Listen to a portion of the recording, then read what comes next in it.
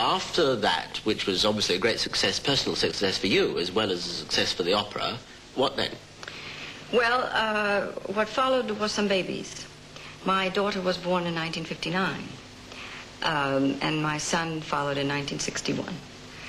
And I withdrew from the New York City Opera for a few years because we did have some problems with the children,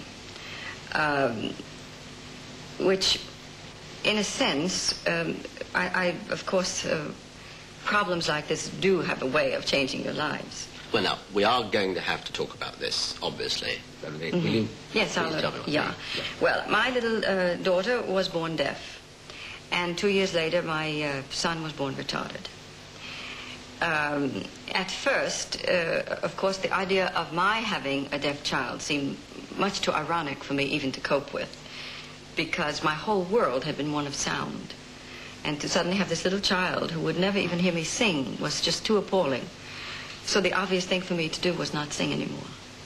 And I wrote to Julius Rudel, who was then the head of the New York City Opera Company, that although I had, I believe, 2 years, I guess, 4 seasons left on my contract, that I couldn't fulfill them and that I was asking for a release. And he wrote back that he would leave my name on the rostrum and that I would have an asterisk next to my name on leave of absence so that if I changed my mind. We then began to educate my little girl, and I had to go to school with her because she has to be taught to lip read. And then I got this other blow about the boy being severely retarded. And so the idea of going back to singing was so far from my mind. I had completely wiped out New York. We were then living in Boston. But Julius kept writing me funny letters. He would make up operas that he had discovered that needed a redhead with a big bosom, for instance, you know, and that only I could sing it. And then he was planning a new production of Boris Godunov, and I could do either Boris or Godunov, depending on my taste. Or he would constantly write to me. And I spoke with him on the phone, but I told him it was out of the question. And then he sent me a very official letter on New York City Opera stationery. We were still in the old house then. That there was a performance of Louise on such and such a date, and that he expected me to do the performance, otherwise he would have to hold me in breach of contract and take me before the union. So I called him and I said, what kind of letter is that? Well, he said, we all think you've done enough pampering and now it's time to come back and do some singing. And he said, it might even be therapeutic, who knows. But in any case, he said, we really have scheduled you. You're announced in the newspapers. You know, we announced the season, the beginning, who's in the cast. And it's Louise, and that's the end of the story.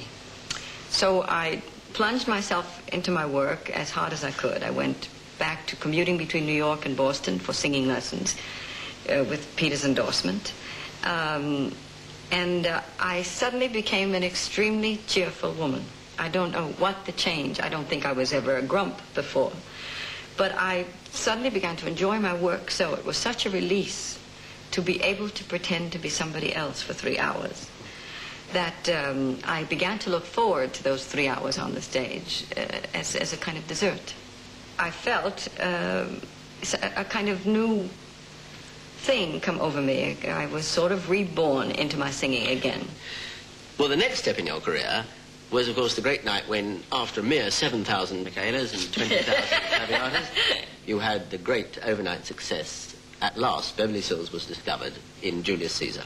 Right. You must understand, though, that I was, in a way, totally unprepared for the audience reaction. But when I did the first aria, a hush came over the audience that I knew something special was about to begin. And then it sort of swelled, because Cleopatra's role is just that kind of role. One aria goes into another and another and another till the grand, enormous aria that finishes her part. That just the house went wild in a very special way.